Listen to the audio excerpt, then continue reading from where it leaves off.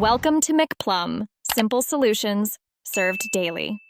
In this video, I will explain how to put your Tesla Model 3 into drive. First, make sure you are seated comfortably with your foot firmly on the brake pedal.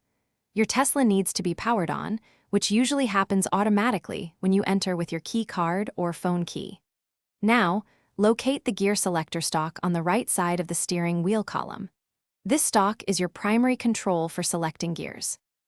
To engage drive, keep your foot pressed firmly on the brake pedal. Now, gently push the gear selector stalk all the way down past the neutral position. You will feel a slight click as it engages. Once you release the stalk, it will return to its center position. Look at your large center touchscreen. You should see the letter D illuminated, indicating you are now in drive. Safety is paramount when operating any vehicle. Always ensure your foot is on the brake pedal before attempting to shift into drive or any other gear. Double-check that all doors are securely closed and that everyone has their seatbelt fastened. Remember, your Tesla Model 3 is designed to automatically engage park when you open the driver's door or exit the vehicle, adding an extra layer of safety.